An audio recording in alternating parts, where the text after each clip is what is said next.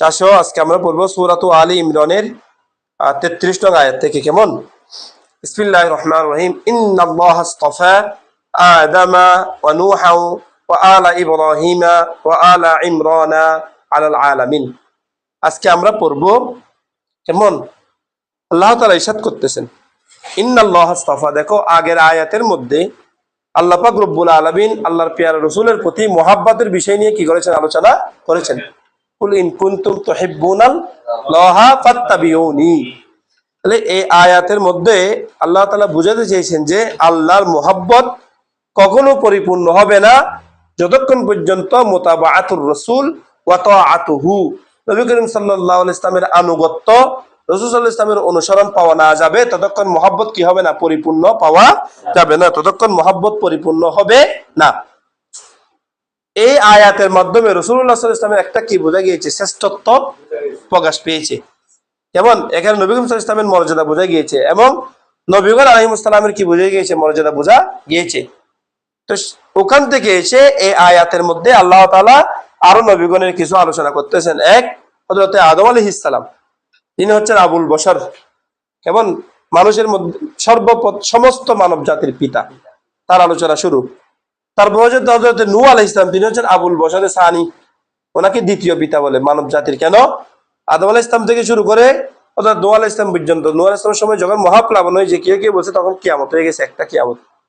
নূহ আলাইহিস সালামের মাধ্যমে আল্লাহ তাআলা আবার পৃথিবীতে কি হয়েছে? মানব জাতির বংশবিস্তার ঘটিয়েছেন। এই জন্য ওনাকে কি বলে? আবুল বশরে আস-সানি, দ্বিতীয় পিতা, মানব জাতির দ্বিতীয় পিতা। কেমন? তারপরে এসে আলোচনা করেছেন হযরত ইব্রাহিম আলাইহিস সালামের আলোচনা, আল ইব্রাহিম। এরপর হচ্ছে আলে ইমরান। তাহলে পৃথিবীতে যত নবী রাসূলগণ আসছিলেন তারা সবাই এই বংশ ওনাদের মাধ্যমে এসেছেন। হযরতে ইব্রাহিম হযরতে আদম আলাইহিস সালাম, নূহ আলাইহিস সালাম, ইব্রাহিম আলাইহিস সালাম, এদের মাধ্যমে কি এসেছেন? পৃথিবীতে নবী রাসূলগণ আলাইহিস সালামগণ তাশরীফ এনেছেন। তাহলে এখানে আলোচনা করতে আল্লাহ তাআলা বলছেন ইন্নাল্লাহা, নিশ্চয় আল্লাহ তাআলা, ইসতাফা, ইসতাফা আসছে সফুন থেকে, সফুন। সফুন মানে হচ্ছে কোনো কিছু সারাংশ, সারমর্ম, মূল কথা। যেমন তাফসিরে একটা আছে না, সফওয়াতুত তাফাসির, আলী সাবুনের কিতাব সফওয়াতুত তাফাসির, মানে কি? তাফসির সমূহের সারাংশ, তাফসির সমূহের সারমর্ম। কথা বুঝাচ্ছে? বলে ইন্নাল্লাহা ইসতাফা, নিশ্চয় আল্লাহ তাআলা বেছে নিয়েছেন, কেমন? মনোনীত করেছেন কাকে? আদম, হযরত আদম আলাইহিস সালামকে, ওয়া নূহান, এবং হযরত নূহ আলাইহিস সালামকে, ওয়া আলা ইব্রাহিমা, এবং হযরত ইব্রাহিম আলাইহিস সালামের বংশধরদেরকে। তাহলে হযরত ইব্রাহিম আলাইহিস সালামের বংশধর দিয়ে তো নবী এসেছেন। এবং হযরত ইব্রাহিম আলাইহিস সালামের বংশে ইসমাঈল আলাইহিস সালাম, ইসমাঈল আলাইহিস সালামের বংশে তাশরীফ এনেছে রাসূলুল্লাহ, রাসূল আকরাম সাল্লাল্লাহু আলাইহি সাল্লাম। ইব্রাহিম আলাইহিস সালামের পবিত্র সন্তান হচ্ছে হযরত ইসহাক আলাইহিস সালাম। ইসহাক আলাইহিস সালামের বংশে দিয়ে নবী এসেছেন হযরত ইয়াকুব আলাইহিস সালাম, হযরত ইউসুফ আলাইহিস সালাম, হযরত মূসা আলাইহিস সালাম।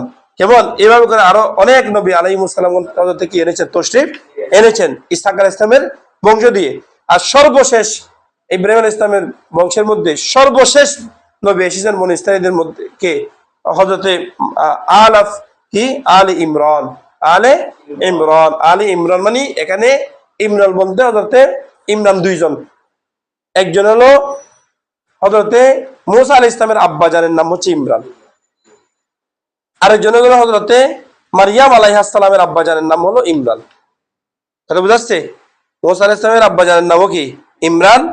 মারইয়াম আলাইহিস সালামের আব্বাজানের নামও কি? ইমরান।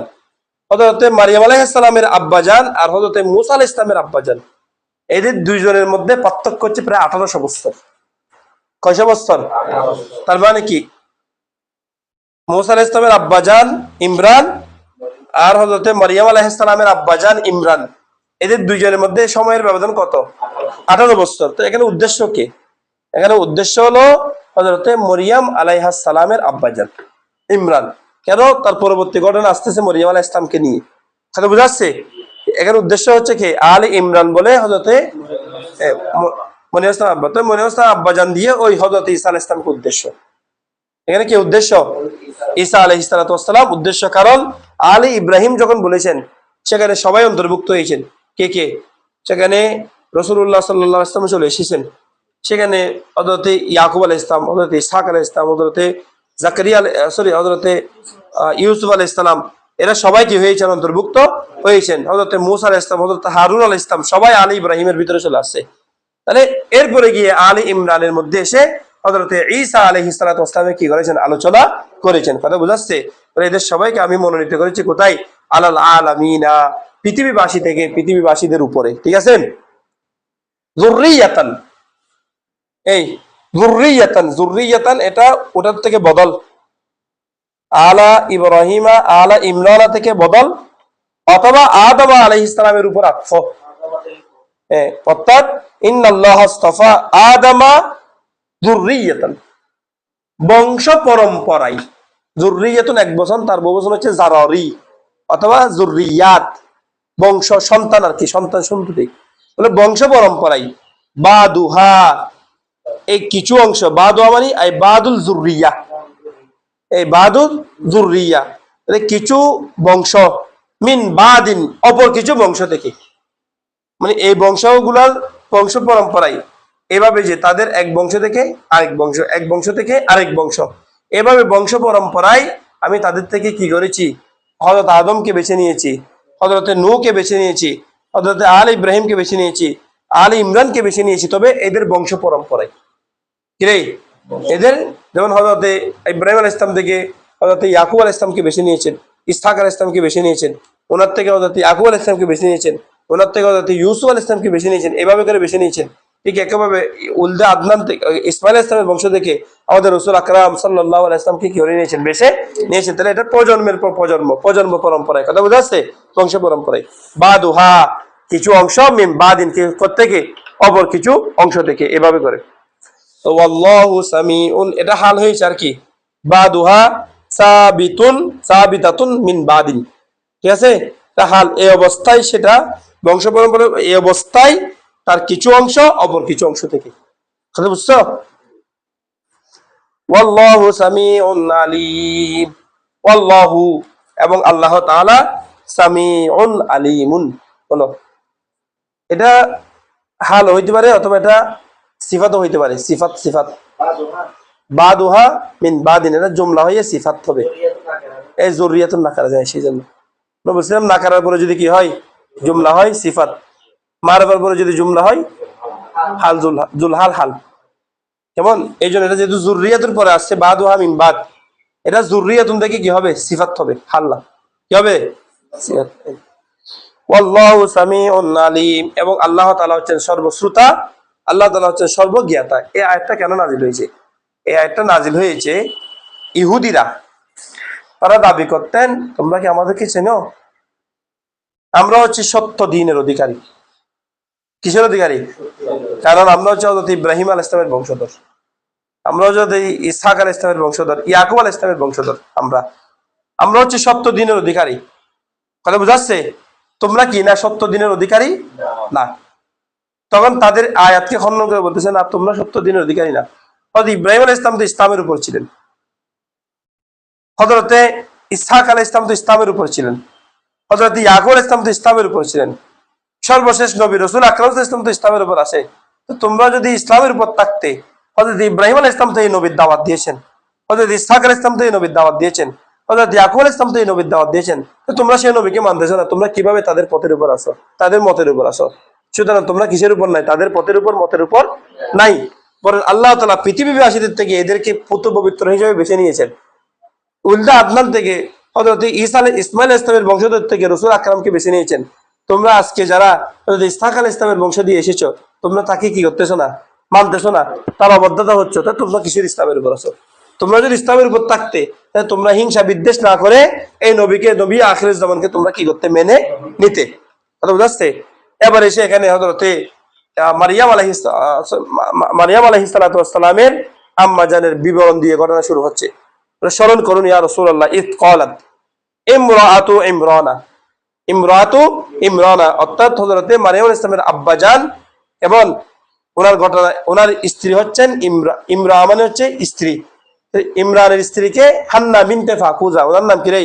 হান্না বিনতে ফাকুজা। বলো, হান্না বিনতে ফাকুজা।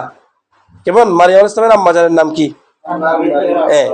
বলে ইদ ক্বালাত ইমরাআতু ইমরানা রব্বি, ইমরানের স্ত্রী বললেন, স্মরণ করুন যখন ইমরানের স্ত্রী বললেন, তাহলে ইমরানের স্ত্রীকে বলছি হান্না বিনতে ফাকুজা রাদিয়াল্লাহু তাআলা, তিনি রব্বি, রব্বি মানে ইয়া রব্বি, হে আমার রব, ইন্নী নিশ্চয় আমি, নাজারতু মান্নত করেছি, লাখা আপনার উদ্দেশ্যে, আমি আপনারই জন্য কি করেছি, মান্নত করেছি।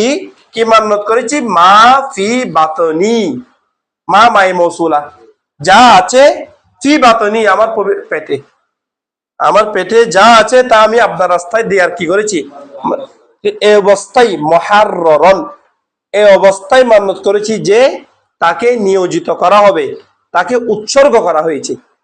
মুহাররন কেমন আবেদন করতে হচ্ছে, আই খালিসান, একনিষ্ঠ, কেমন অর্থাৎ তাকে একনিষ্ঠ করা হয়েছে। আমি একনিষ্ঠ চিত্তে এই বিষয়টা মান্যত করতেছি যে আমার পেটে যা আছে তা আপনার রাস্তা আমি কি করব, দান করব, আপনার রাস্তায় দেওয়ার আমি কি করেছি, মান্যত করেছি। ফাতাকাব্বাল মিন্নি, তাকাব্বালা ইয়াতাকাব্বালু, তাকাব্বাল আমরের সিগা, অতঃপর আপনি কবুল করুন, মিন্নি আমার থেকে, ইন্নাকা আনতাস সামিউল আলিম, নিশ্চয় আপনি হচ্ছেন সামি সর্বশ্রোতা, আল আলিম আপনি হচ্ছেন সর্বজ্ঞাতা। কিন্তু দেখা গেল ফালাম্মা ওয়াদাআতহা, ফালাম্মা ফা ফাইস্তানাফিয়া, লাম্মা জরফ, যখন, ওয়াদাআতহা, ওয়াদাআত তিনি জন্ম দিলেন, প্রসব করলেন, হা হা মানে মারিয়াম আলাইহিস সালামকে, যখন তিনি কি করলেন, মারিয়াম আলাইহিস সালামকে জন্ম দিলেন, ক্বালাত তিনি বললেন, ইয়া রব্বি, হায় আল্লাহ, ইন্নী ওয়াদাতুহা আমি তো জন্ম দিয়েছি, হা এই মহিলাকে, আমি তো মেয়ে সন্তান জন্ম দিয়েছি, তাকে জন্ম দিয়েছি, কেমন, ইন্নী ওয়াদাতুহা উনসা, আল্লাহ আমি তো কি দিয়েছি, কন্যা সন্তান জন্ম দিয়েছি, আমার পেটে যা ছিল তা তো, কারণ তৎকালীন সময়ও আল্লাহ মসজিদুল বাইত, আল্লাহর উদ্দেশ্যে খেদমতের জন্য বাইতুল মুকাদ্দাসে যারা থাকতো, যেহেতু মহিলাদের নির্দিষ্ট একটা কি ছিল, অসুখ ছিল, সে কারণে তারা বাইতুল মুকাদ্দাসের মধ্যে খেদমত করতেন না, পুরুষরা কি করতেন, খেদমত করতেন। তিনি চিন্তা করেছেন যদি ওনার একটা কি হয়, সন্তান হয়, তাহলে এই সন্তানটা কোথায় দান করবেন, বাইতুল মুকাদ্দাসে আল্লাহর খেদমতের জন্য দান করে দিবেন। কিন্তু এখন হয়েছে কি, কন্যা সন্তান, তো সেই জন্য তিনি আশ্চর্য হয়ে বলতেছেন, ইয়া রব্বি, হায় আল্লাহ, হ্যাঁ, ইন্নী ওয়াদাতুহা আমি তো তাকে প্রসব করেছি, উনসা মেয়ে, আল্লাহ আমি তো কি সন্তান জন্ম দিয়েছি, মেয়ে সন্তান জন্ম দিয়েছি। আল্লাহ তাআলা কত সুন্দর বলছেন, মেয়ে সন্তান জন্ম দিয়েছে, এত আফসোস কেন? তাহলে আজকে মেয়ে সন্তান জন্ম দিলে আফসোসের কিচ্ছু নাই, কেন? এটা নিয়ে, এটা সৌভাগ্যের বিষয়। রাসূল সাল্লাল্লাহু আলাইহি ওয়াসাল্লাম বলছেন যে তার মেয়েকে লালন পালন করে কি দিবে, বিবাহ দিবে, সে আমার সাথে এভাবে থাকবে জান্নাতের মধ্যে। তাহলে এই রসুলের কথা কি মিথ্যা হবে? হ্যাঁ, রসুলের কথা কি মিথ্যা হবে? এটা তো সৌভাগ্যের বিষয়। তুমি তো দুনিয়াতে থাকতে কি পেয়েছো, গ্যারান্টেড জান্নাত পেয়েছো, যদি তুমি তাকে তরবিয়ত শিক্ষা দিয়ে, তা আদব শিক্ষা দিয়ে যদি তাকে সুন্দরভাবে যদি লালন পালন করে যদি একজন সুপাত্রের কাছে তুলে দিতে পারো, এটা তো তোমার জন্য জান্নাতের বিষয়। আর এটা মনে করবে না মেয়ে জন্ম হওয়ার কারণে তুমি অভাবে পড়বে না, আল্লাহ তোমাকে অভাবে রাখবে না। এরকম অনেক আছে যাদের মেয়ে দেখবে যে তাদের সন্তান সন্তানের 5টা মেয়ে আছে, দেখবে এই মেয়েগুলো আরো অনেক সুখী সুখী পরিবারের মধ্যে চলে যাবে। কেন? কারণ এদের মন নরম থাকে, মা বাবা মানুষের মন নরম করে। এটা বুঝাচ্ছে আল্লাহ বলতেছেন নরম করার দরকার নাই, ওয়াল্লাহু আ'লামু বিমা ওয়াদাআত। এত টেনশনে কি আছে? ওয়াল্লাহু আ'লামু, তুমি কি মান্যত করেছো সেটাও আল্লাহ জানে, তুমি কি মনে করতেছো সেটাও আল্লাহ জানে। ওয়াল্লাহু, এই অবস্থায় আল্লাহ তাআলা আ'লামু, অত্যধিক জানেন, বিমা ওয়াদাআত, সে কি জন্ম দিয়েছে, সে কি ছেলে সন্তান জন্ম দিয়েছে নাকি কন্যা সন্তান জন্ম দিয়েছে, সেটা আল্লাহ সবচেয়ে বেশি ভালো জানে। বলে পৃথিবীতে এমন আছে, ওয়ালাইসা যাকারু কাল উনসা, পুরুষ হবে না কাল উনসা, এই মহিলার মতো। পৃথিবীতে বহু পুরুষ হবে, এই পুরুষ কি হইতে পারবে না, এই মহিলার মতো পুত পবিত্র হইতে পারবে, এই মহিলার মতো দামি হইতে পারবে না।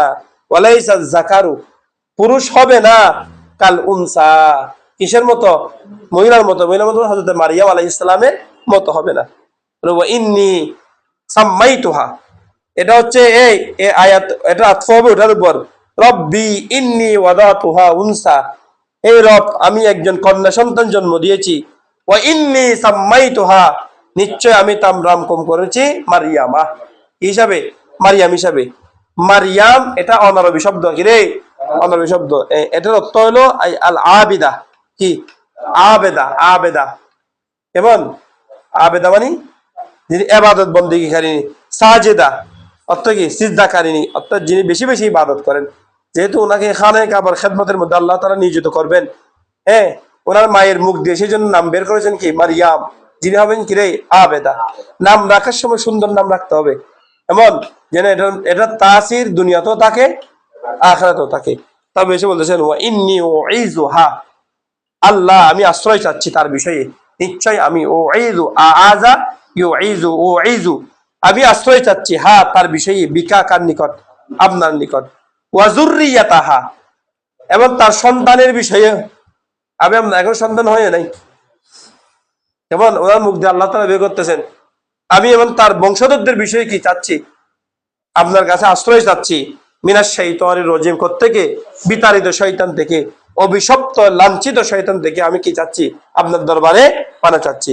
আল্লাহ বলছেন ফাতাকাব্বালাহা, তাকাব্বালা ইয়াতাকাব্বালু, ফাতাকাব্বালাহা, আল্লাহ তাকে কবুল করেছেন, রব্বুহা তার রব তাকে কবুল করেছেন। কেমন কবুল? বিকবুলিন হাসানিন, উত্তম কবুলের মাধ্যমে কবুল করেছেন। কেমন? ওয়া আমবাতাহা, এবং তিনি তাকে লালন পালন করিয়েছেন। আমবাতা ইউম্বিতু, লালন পালন করিয়েছেন। নাবাতান হাসানা, উত্তম লালন পালন করার মাধ্যমে, মফুলে মুতলাক নাউই, যথাযথ, যথাযথভাবে তিনি তাকে কি করিয়েছেন, লালন পালন করিয়েছেন। ওয়াকাফালাহা, এবং তিনি তার কাফফালা ইউকাফফিরু তাকফিলান, তার অভিভাবকত্বের দায়িত্ব দিয়েছেন। জাকারিয়া আলাইহিস সালাম, কাকে? হযরতে জাকারিয়া আলাইহিস সালামকে অভিভাবকত্বের কি দিয়েছেন, দায়িত্ব দিয়েছেন। কথা বুঝা যাচ্ছে? তো এখন জাকারিয়া আলাইহিস সালাম কে? জাকারিয়া আলাইহিস সালাম ছিলেন ওনার খালো আব্বা। এই জাকারিয়া আলাইহিস সালাম হলেন হযরতে ইমরানের স্ত্রী, অর্থাৎ মরিয়ম ইসলামের মা হান্না বিনতে ফাকুজা। হান্না বিনতে ফাকুজার আরেকজন মেয়ে হলো ঈশা বিনতে ফাকুজা। কে? এই ঈশা বিনতে ফাকুজার স্বামী হলেন হযরতে জাকারিয়া, খালা। তাহলে খালার স্বামী হচ্ছেন কে? হযরতে জাকারিয়া ইসলাম, সেই দিক দিয়ে মামা আর কি, খালো মামা, কি খালো মামা, ঠিক আছে। কে? জাকারিয়া আলাইহিস সালাম হচ্ছেন হযরতে খালার স্বামী আর কি, মরিয়ম আলাইহিস সালামের খালার স্বামী। ইমরান আলাইহিস সালামের ভাইরা হান্না বিনতে ফাকুজ, মারিয়াম, উনি হচ্ছেন মারিয়াম ইসলামের মা আর কি। ওনার বোন হচ্ছেন ঈশা বিনতে ফাকুজা, আর ঈশা বিনতে ফাকুজার স্বামী হচ্ছেন হযরতে জাকারিয়া আলাইহিস সালাম। জাকারিয়া আলাইহিস সালাম উনি বয়োবৃদ্ধ ছিলেন, প্রায় 120 বছরের, তখন 100 বছরের কাছাকাছি। ওনার কোনো সন্তান হয়নি। ওনার স্ত্রী 90 বছরের কাছাকাছি সময়, তখন ওনারও কোনো কি হয় নাই, তিনি সন্তান হয় নাই। কেমন কথা বুঝাচ্ছে? তো আল্লাহ পাক রব্বুল আলামিন হযরতে মারিয়াম আলাইহিস সালামকে দেখভাল করার জন্য, যেহেতু ওনাকে নিয়ত করেছেন বাইতুল মুকদ্দাসের মধ্যে খেদমতের জন্য দিবেন, তো এখন তো এই তিনি নিয়ত করেছেন কি মাফি বাতনি, সন্তান হলে দিবেন সেটা না, আমার পেটে যা আছে আমি তাকে কি করব, বাইতুল মুকদ্দাসের খেদমতের জন্য দিয়ে দিব, আল্লাহ রাস্তায় উৎসর্গ করব। তাহলে এখন মেয়ে হোক ছেলে হোক, যেহেতু মাফি বাতনি বলছে, সেই জন্য মারিয়াম ইসলামকে খেদমতের জন্য দিয়েছেন। এখন মারিয়াম আলাইহিস সালামকে দেখাশোনা কে করবে? তাহলে এই দেখাশোনার দায়িত্ব নিয়েছেন কে? হযরতে জাকারিয়া আলাইহিস সালাম। আল্লাহ বলছেন ওয়াকাফা, কাফফালা ইউকাফফিলু তাকফিলান, আমি তাকে অভিভাবকত্ব গ্রহণ করার জন্য দায়িত্ব দিয়েছি। তার কাকে? হযরতে জাকারিয়া আলাইহিস সালামকে। শুরু ছিল না? কুল্লামা দাখালা আলাইহা জাকারিয়া আল মিহরাব, কুল্লামা যখনই, দাখলা প্রবেশ করলেন, আসলেন একদিন, আলাইহা হযরতে মারিয়াম আলাইহিস সালামের কাছে, জাকারিয়া কি আসলেন? জাকারিয়া আসলেন কোথায়? আল মিহরাবা, মসজিদুল বাইতুল মুকদ্দাসের মিহরাবের মধ্যে। কেমন? মেহরাব মানে স্থান আর কি, ওই যে এমনি মূলত এটা হচ্ছে অস্ত্র রাখার জায়গা, হারবুন, হারবুন থেকে মেহরাব, অস্ত্র শস্ত্র রাখে, মসজিদের বাইরের অংশ। তো মসজিদের বাইরে ওনার জন্য, মারিয়াম ইসলামের জন্য তিনি মসজিদের কাছাকাছি একটা প্রকোষ্ঠ তৈরি করে দিলেন, একটা ঘর তৈরি করে দিলেন। সেখানে মারিয়াম ইসলাম আল্লাহর ইবাদতের মধ্যে কি ছিলেন? রত ছিলেন।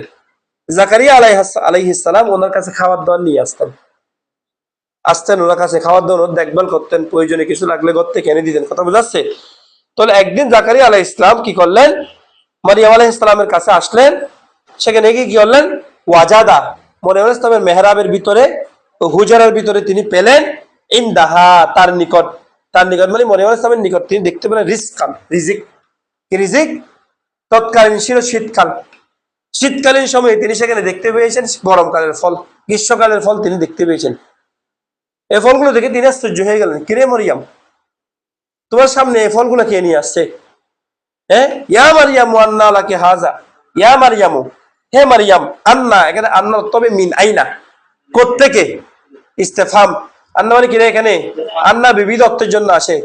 কেমন? আন্নার এক অর্থ হচ্ছে কাইফা, কিভাবে, যাচ্ছে এখানে অর্থ হবে আন্না মানা মিন আইনা কোত্থেকে, ইয়া মারিয়ামু হে মারিয়ামু, আন্না কোত্থেকে, লাকি তোমার নিকট, হাজা কিরে মারিয়াম এই অমৌসুমী ফল এগুলো তোমার নিকট কোত্থেকে আসছে? তখন মারিয়াম ইসলাম কলাত তিনি উত্তর দিলেন হুয়া মানে আর রিজক বলে বা খালুজান মামাজান, হুয়া এগুলো আসছে মিন ইনদিল্লাহি তাআলা, কার থেকে? আল্লাহ পাক রব্বুল আলামিনের পক্ষ থেকে। আর আল্লাহ তাআলা হচ্ছেন তিনি এমনই, ইন্নাল্লাহা ইয়ারযুকু মান ইয়াশাউ বিগাইরি হিসাব, আল্লাহ তাআলা তো হচ্ছেন তিনি ইয়ারযুকু রাযাকা ইয়ারযুকু যিনি রিজিক দান করেন, মান ইয়াশাউ যাকে তিনি চান। কেমন রিজিক দান করেন? বিগাইরি হিসাব, হিসাব ছাড়া। আল্লাহ যেহেতু অসীম তার দানও অসীম, সেজন্য আল্লাহর কাছে দোয়া করবে আল্লাহ আমাদেরকে রিজিক দান করেন বিগাইরি হিসাব, রিজিক বেগাইরি হিসাব, রিজিক বিগাইরি হিসাব, রিজিক জীবনে যখন যা লাগে তা, কারো দিকে যেন হাত পাততে না হয়, আবার অরেল সম্পত্তি বানিয়ে সেটাকে যেন আরেকজনের কাছে কি করতে, এগুলোর জন্য যেন মারামারিও না হয়। সবসময় দোয়া করতে হবে আল্লাহ রিজিক দাও সম্মানের সহিত, রিজিক দাও কিসের সহিত? রিজকান কারিমা, আল্লাহুম্মা রযুকনা রিজকান কারিমা, আল্লাহুম্মা রযুকনা রিজকান কারিমা। আল্লাহর কাছে এটার জন্য কি করবে? সবসময় দোয়া করবে। তো আল্লাহ তাআলা বলছেন, তিনি বলছেন ইন্নাল্লাহা ইয়ারযুকু মান ইয়াশাউ, নিশ্চয় আল্লাহ তাআলা তো এমনই যে ইয়ারযুকু তিনি রিজিক দান করেন, মান ইয়াশাউ মান ইসমু মাওসুল যাকে তিনি চান, বিগাইরি হিসাব কেমন? অগণিত। হুনালিকা দা, তোমাদের কাছ থাকলে যার কাছে চলে যাও, সবাই চলে যাবে, বাকিরা চলে যাবে।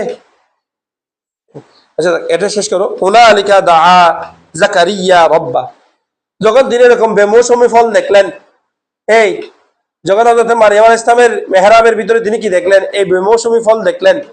শুনো না, বেমৌসুমী ফল যখন দেখলেন তখন তিনি তো আশ্চর্য হয়ে গেলেন, আল্লাহ তিনি যদি এরকম অদিনে যদি কি দিতে পারেন, ফল দিতে পারেন, বেমৌসুমীর দিনে যদি এরকম মৌসুমের দিনে যদি বেমৌসুমী ফল দিতে পারেন, তাহলে তিনি আল্লাহ তো চাইলে আমাকে একটা সন্তান দিতে পারে। তিনি কি করলেন?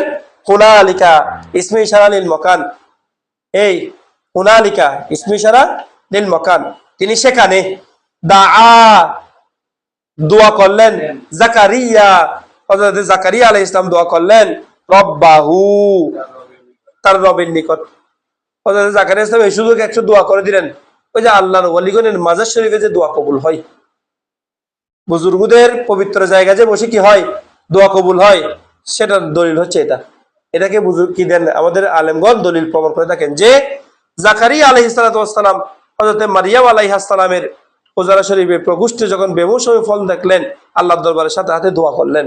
জাকারিয়া রব্বাহু কলা, জাকারিয়া আলাইহিস সালাম বললেন রব্বি হাবিলি, রব্বি হে আমার রব, হাবিলি ওয়াহাবা ইয়াহাবু, হাব আপনি দান করুন, লি আমাকে, মিন লাদুনকা আপনার পক্ষ থেকে, যুররিয়াতান তাইয়্যিবা পুত পবিত্র বংশধর। নিজের জন্য দোয়া করতেছেন। আল্লাহ মারিয়াম আলাইহিস সালামের সামনে যখন এই ফল বেমৌসুমী ফল দেখলেন, ওনার মনে আশা জাগলো, ওনার তো সন্তান সন্ততি হয় নাই, কেমন? তাহলে এখান থেকে সন্তানের জন্য দোয়া করা এটা কিনা শরীয়তের খেলাফ না, সন্তানের জন্য দোয়া করে এটা আম্বিয়া আলাইহিস সালাম বলে সুন্নত। হযরত ইব্রাহিম আলাইহিস সালাম রব্বি হাবিলি মিনাস সালিহিন আল্লাহর দরবারে দোয়া করেছেন। হযরত জাকারিয়া আলাইহিস সালাম আল্লাহর দরবারে কি করেছেন? সন্তানের জন্য দোয়া করেছেন। এটা নবী মুরসালিন আলাইহিস সালামের সুন্নত, আল্লাহর কাছে সন্তান চাওয়া, নেককার বংশধর চাওয়া। তবে চাওয়ার সময় কি চাইতে হবে? আল্লাহ আমাকে ওয়ালাদে সালেহ দান করো, যুররিয়াতান তাইয়্যিবা দান করো, পুত পবিত্র বংশধর দান করো, এমন বংশধর যারা কাজে না জড়ায়, এমন বংশধর যারা গুনাহে না জড়ায়, এমন বংশধর যারা গুস্তাখে নবী না হয়, গুস্তাখে ওয়ালি না হয়। এই ধরনের করে আল্লাহর দরবারে বেশি বেশি করে কি করতে হবে? দোয়া করতে হবে। দেখবেন যে একদিন আল্লাহর দরবারে দোয়া ফরিয়াদ কবুল হয়ে গেছে। আল্লাহ আপনাকে জাকারিয়া আলাইহিস সালামের ওসিলায়, হযরত ইব্রাহিম আলাইহিস সালামের ওসিলায় দেখবেন আল্লাহ আপনাকে কি দান করেছেন? সন্তান দান করবেন। তো বলতেছে কি বলেন হুনালিকা দাআ যাকারিয়া রাব্বা, সেখানে তিনি তার রবের কাছে দোয়া করলেন। ক্বালা, বললেন, রব্বি হাবিলি, হে আমার রব, আপনি আমাকে দান করুন, মিন লাদুনকা, আপনার পক্ষ থেকে, যুররিয়াতান তাইয়্যিবা, পুত পবিত্র সন্তান, ইন্নাকা সামিউদ দুআ, নিশ্চয় আপনি হচ্ছেন, ইন্নাকা, নিশ্চয় আপনি, সামিউ, শ্রবণকারী, আদ-দুআই, দোয়া, নিশ্চয় আপনি দোয়া শ্রবণকারী।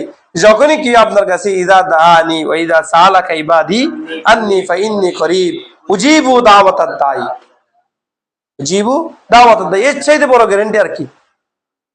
যখনই সে দোয়া করবে, ফজরে দোয়া করবে, এশার তো দোয়া করবে, আসর তো দোয়া করবে, সেটা না, উজিবু দাওয়াতাদ দাঈ ইযা দাআনি, যখনই সে আমাকে ডাকবে তখনই আমি তার ডাকে সাড়া দিব। আরে এখন সাড়া দিবে যে সৃষ্টিকর্তা জানেন আমার জন্য কোনটা উপকারী, কোনটা উপকারী। যেটা উপকারী সেটা তিনি তৎক্ষণাৎ আমার জন্য অবতীর্ণ করবেন, আর যেটা উপকারী সেটা একটু দৃঢ়ক্ষণে দিবেন, অথবা যেটা দুনিয়ার জন্য আমার উপকারী না সেটা তিনি আল্লাহ, সেই আল্লাহ সেটা আমার জন্য পরকালের জন্য কি রাখবেন, জমা রাখবেন। কিন্তু মুমিনের দোয়া কোনো অবস্থায় উপকারিতা থেকে কি নয়, খালি নয়। এই জন্য আল্লাহ তাআলা কোরআনের পরতে পরতে কি করেছেন, দোয়া শিক্ষা দিয়েছেন। নবীগণ আলাইহিস সালামের দোয়ার কাহিনীগুলো আমাদের সামনে কি করেছেন, বর্ণনা করেছেন, আমাদের সামনে উপস্থাপন করেছেন। তিনি এসেও আল্লাহর দরবারে দোয়া করেন, আল্লাহ আমাকে নেককার সন্তান দান করুন। কেন? আর আপনি হচ্ছেন নিঃসন্দেহে আপনি সামিউদ দোয়া, আপনি দোয়া কি করেন, শ্রবণ করেন। আল্লাহ তাআলাও আমাদেরকে তার পেয়ারা, তার দরবারে বেশি বেশি দোয়া করার তৌফিক দান করুন, বলি আমিন।